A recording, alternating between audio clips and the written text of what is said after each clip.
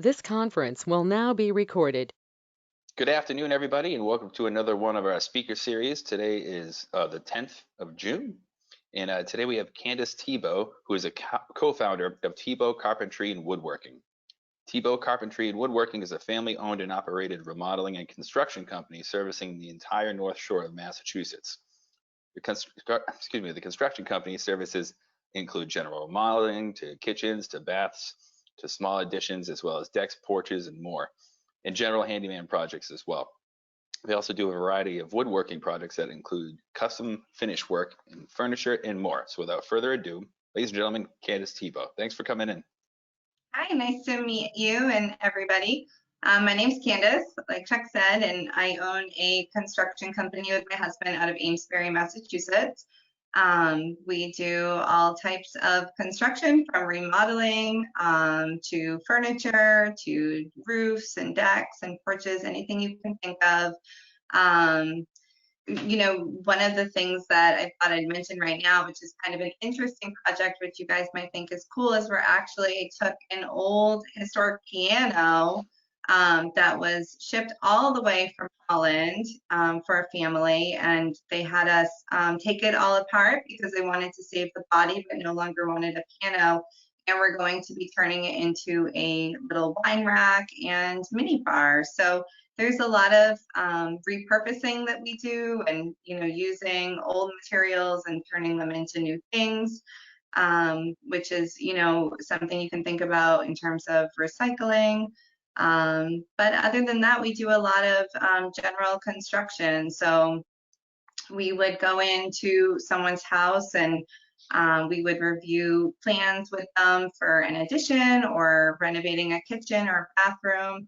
And then we would facilitate the project from start to finish. So there's a couple things you need in order to do that as a business owner, and one of them is you need to be licensed.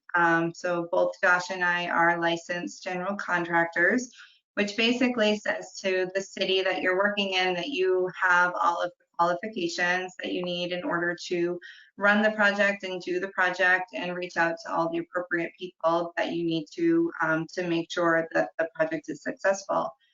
You also, as a business owner, need to have insurance, which protects you and the homeowner. And those are the things from the beginning, but just even taking into consideration a kitchen renovation or any remodel, there's a lot of people that are involved in that process. It's not just carpenters. There's a lot of carpenters, but there's also designers and architects, engineers. There's also lumber yards that provide the lumber and materials and windows and doors. There's tile installers and painters and plumbers and electricians. So the list goes on and on. For any remodel, we often have 10 to 15 people that are in and out of that house or home, providing their service and their specialty. And then a number of other people who are providing their products. So when you think of construction, oftentimes people think of carpentry, but really, if it's something that you are considering, there's so many different platforms in which you could be involved in construction. So, for the younger people out there, it's certainly something to think about when you're young, because there's just so many jobs and so many different places that are needed, and it's not a job that's going anywhere. We'll always have homes, and we'll always need to fix them up. So I think that's Yeah, thanks. So you co-founded this with your husband. How old is the company now? The company is 10 years old. So 10 years ago in 2010, we decided to start our own business. That was when things economically were slowing down. And Right.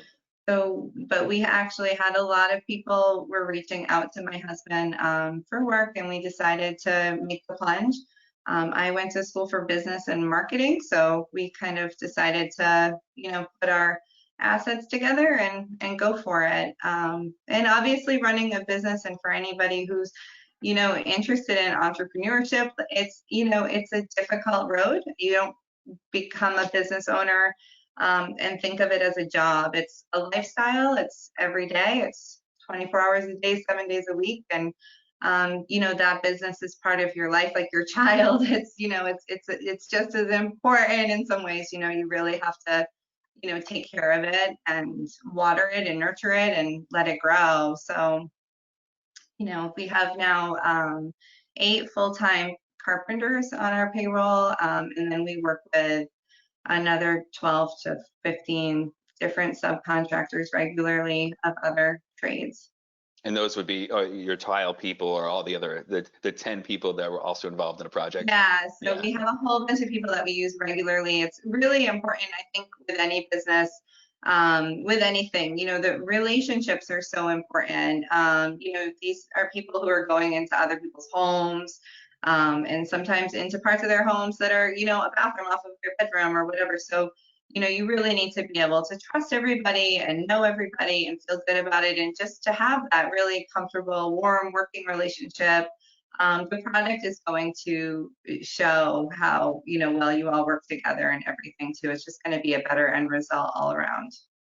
You were talking about in 2010 starting up the business, and that was Mhm. when, yeah, the economy, I mean, the bubble just burst and And everything seemed kind of messy. Can you speak to the challenges that you had to go through and overcome in order to get the company going in such an awkward time?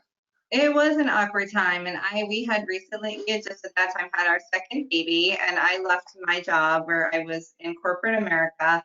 And so we really took a plunge. We put all our eggs in one basket and went for it. And at first, it was hard. We started to do just smaller jobs, which I'm very grateful that we took that road and we worked into larger projects, because we wouldn't have been able to manage bigger projects at that time. So without, we didn't have any employees. It was just my husband. And within a short time, we hired someone else and then someone else. And I mean, there's been turnover over the years. Not everybody has been with us for the 10 years, but it's been a hard road at times. I mean, there's lots of obstacles. One of them is my husband had decades worth of construction, but it was difficult to figure out how to do estimates and how to quote projects and figuring out how much things could cost. That all takes time. There's really no way you can even teach that to somebody. It's just it takes time, and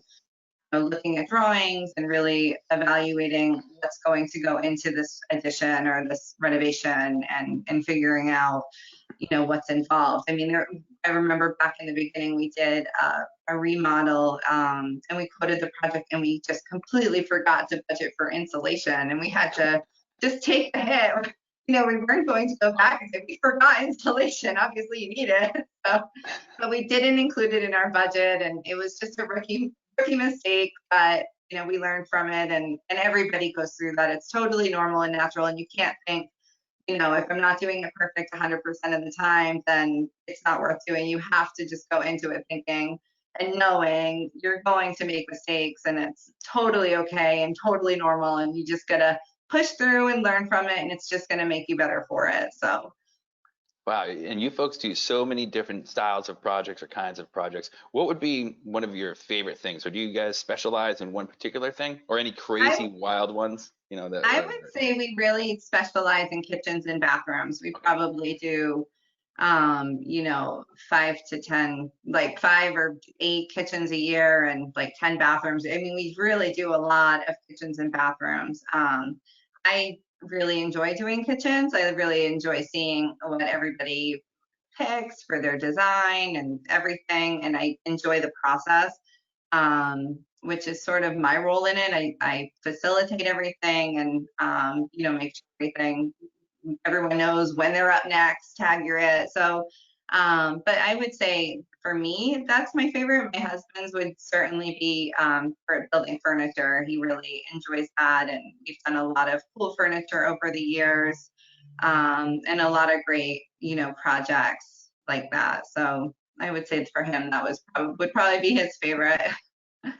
Now you mentioned so you're a licensed contractor and you went to school for business. Did you have to go to be an apprentice and do the whole rigmarole to be a contractor?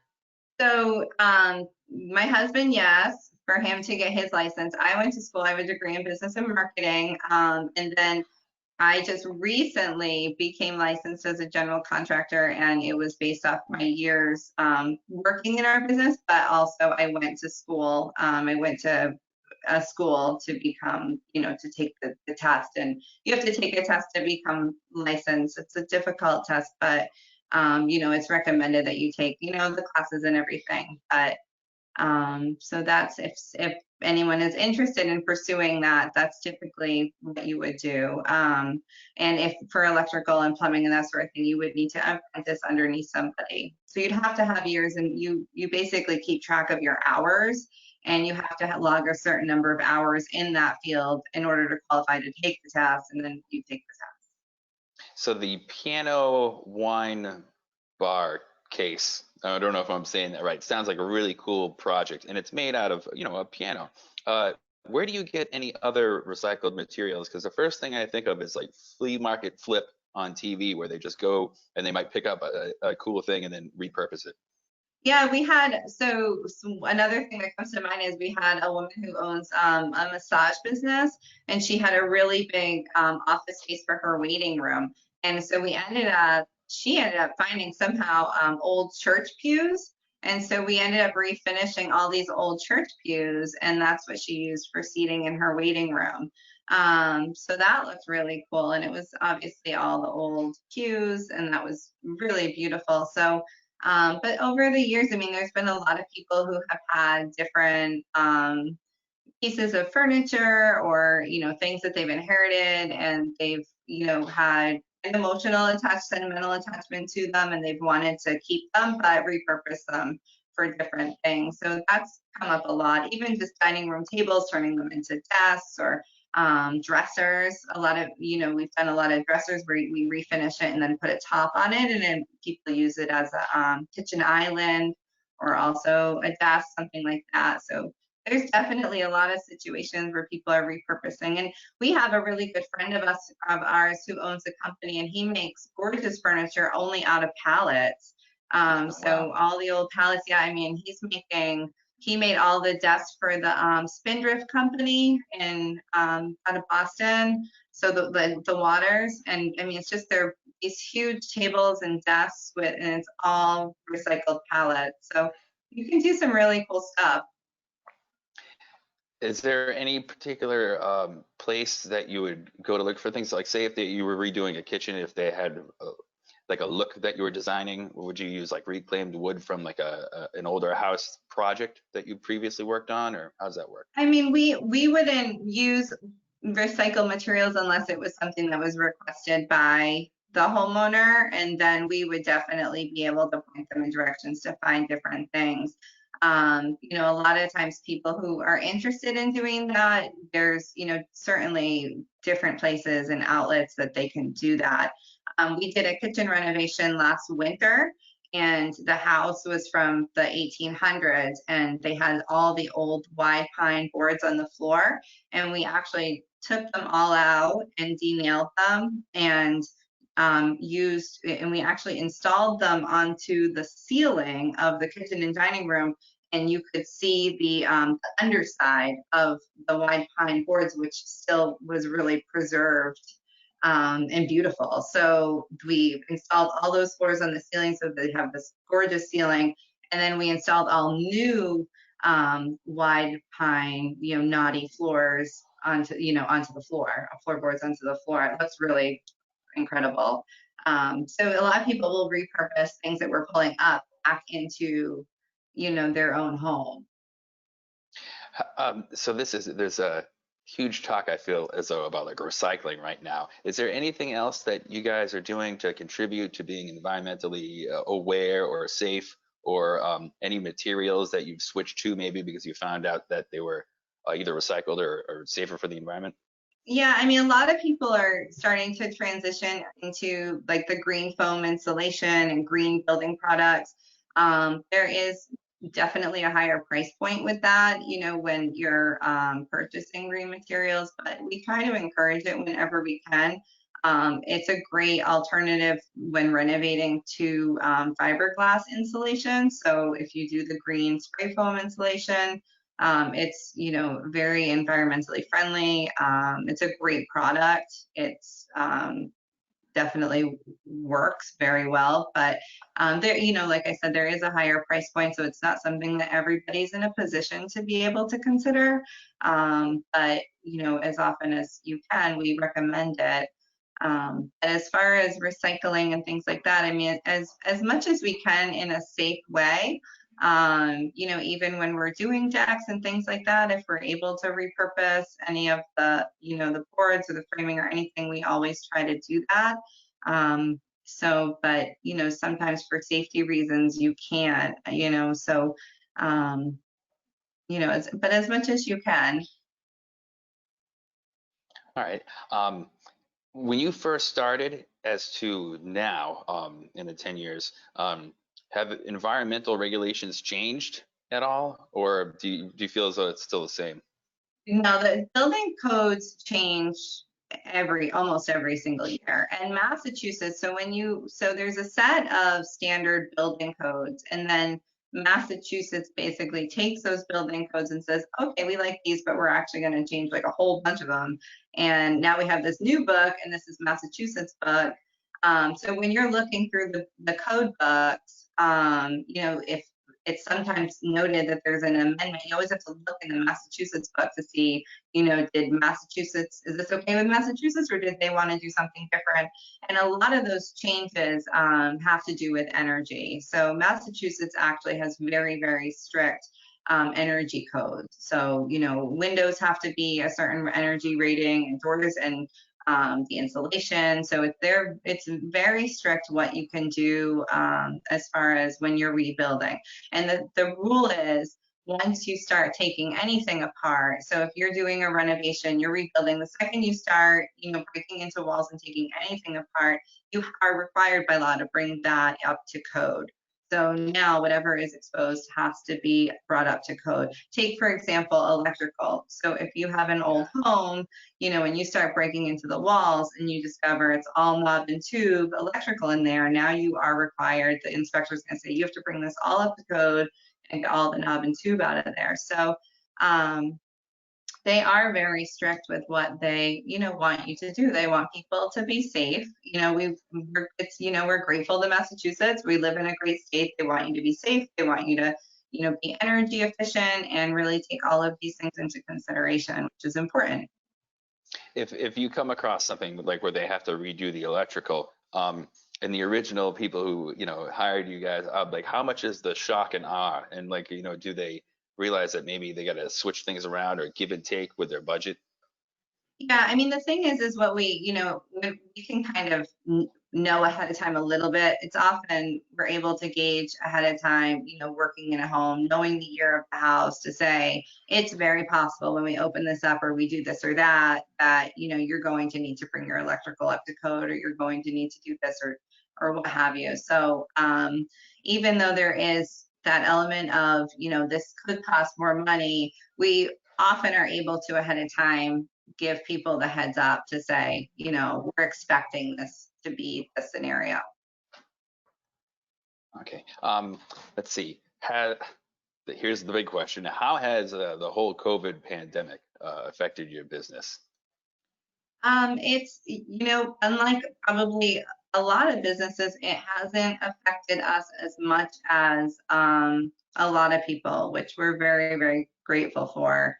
It was difficult, but we were able to keep working. We had 3 kitchens all torn apart at the time that we were, you know, everyone was quarantining, and a couple of bathrooms. And so we did fall under the essential workers, and we were able to keep working because we couldn't leave people without, you know, a kitchen or bathroom, etc. So we hung plastic with the big zipper doors in all areas. So we kind of like quarantined ourselves into people's homes where we were working. So they didn't come and go, and we came and went through a different doorway. So they didn't see us, we didn't see them. We talked through plastics. So and then all of our guys, they wore their masks and all of that. So, I mean, it was tricky and difficult, but, we were able to keep working. And so,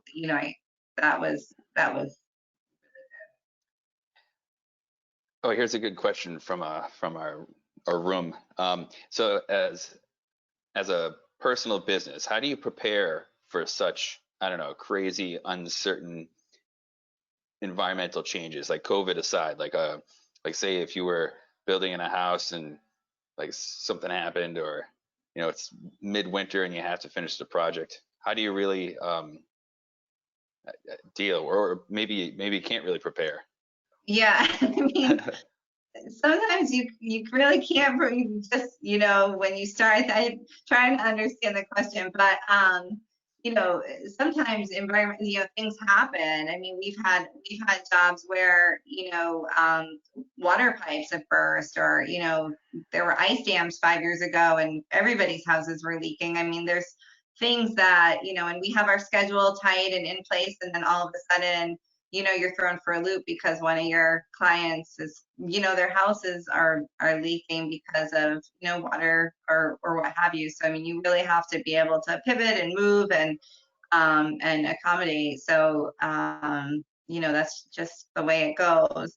And, jobs like that anyway, and situations like that, we, got a call one time at like 11 o'clock at night from a client we've worked with for years and years. And their neighbor, who was a state police officer, had called them and said, I hear water in your house. I feel like something's wrong. And so they lived out of state. And so we went down, and sure enough, a pipe had burst and there was water all over the whole first floor. So much of the house was damaged, and we had to get Surf Pro in there. And, it was just a big to do. And we had actually just renovated almost the entire house. And so now they had to file an insurance claim and to be able to renovate all the work that was just recently renovated. And I'll always remember that job because, the homeowners had just made everything exactly how they wanted it. And then this happened, and they actually had us do everything the exact same way that it was before, which, is unique because usually when that happens, that's your opportunity to kind of change it up and, however you wanted to, if you wanted to change the flooring or what have you. But that job, we did it exactly like it was done the first time. And it was like deja vu. Like we did it once and we're going to do the exact same thing again. But I mean, things happen, and that's why you always have to be careful. We always tell people, if you're going to go away for the winter, keep your heat low. You just don't want to deal, or shut your water off. You don't want to deal with a burst pipe or anything like that. There's just so many things that you have to be really careful of because there's so many other things that you can't protect yourself from. So. Yeah. Speaking of winter, Cynthia from our audience here, she's thinking of snow plowing, where some years you have no snow and other years you have tons of snow. How do you financially model for the ebbs and flows of the uncertainties? It's difficult. There were years where we would plan our spring schedule starting in April, or even March, and then winter would come and winter wouldn't go, and so it would be like, okay, I don't think I have enough inside work, to get us to May, and I'm supposed to be rolling over into our spring schedule, and so that always every year poses a challenge because you don't know. It's hard to you don't want to budget, you don't want to schedule too much interior work because people are going to need you to be working outside, and your window for outside work is so small.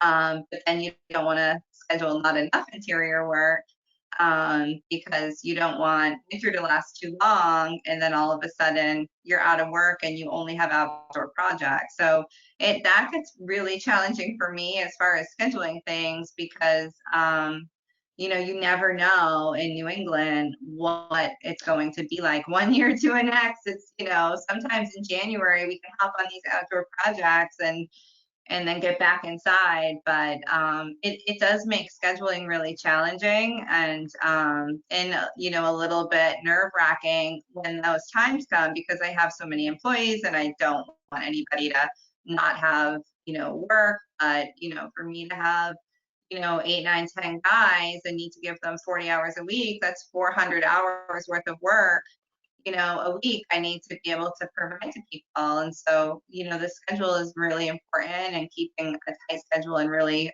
being on top of that all the time is really important. Yeah, and I can feel that your pain with the uncertainty of Massachusetts weather. So So with us challenging. running a camp, and we would have our winter camp in February where it would be 70 degrees and no snow, and then in April it would snow when we're Can't supposed to be. forget it. Yeah, right. Yeah. So yeah, Yeah, that's the yeah, exact scenario. You're like, I thought April was spring. right. We were talking about before we started and everybody joined in about going into trades. What kind of advice would you have for anybody looking to go into a trade? And then why do you feel like we were talking about how like trades were important and it kind of died out, but maybe it's turning around again? I do. I think it's really important I feel like it's not considered enough. I feel like we've experienced on our end with employees, we've hired quite a few employees over the years who went to a traditional college and got a degree and worked in finance or corporate America or whatever for a number of years, and then really laughed and said to themselves, I never wanted to do that. I always, felt like my passion was with the trades. And now they're, thriving and happy and doing well and successful, in the trades. So, I think it's just something that, really should be considered at a younger age, not, to just have it be that there's two options, that you could consider the trades or consider a traditional school, or and not to think just because you're considering the trades means you're going to be a carpenter or a mason. I mean, you could be a structural engineer or a designer or an architect or what have you. There's so many different platforms within construction and within the trades, and these jobs are not going anywhere and they're needed. And the average age right now of a plumber in Massachusetts is 57 years old.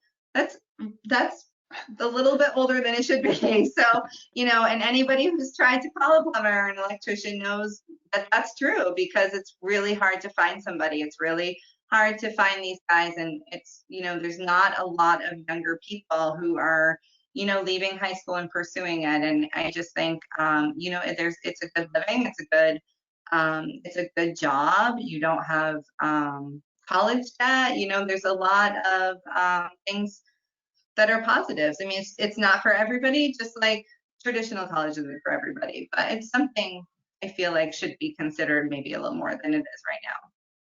That's great. Would you say that maybe hobbies earlier in life might lead to trade? Because I'm thinking about like the opportunity. So we have merit badges that kids earn to gain rank or whatever.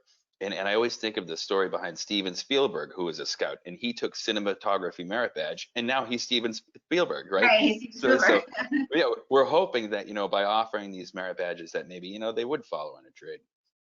I agree, and I love all the different merit badges that are offered for that reason. I think that there's so many different ones that are available for the kids to look into different things like the woodworking and everything else. So I mean, it's definitely something that at an earlier age, if they are expressing an interest, if kids are expressing an interest.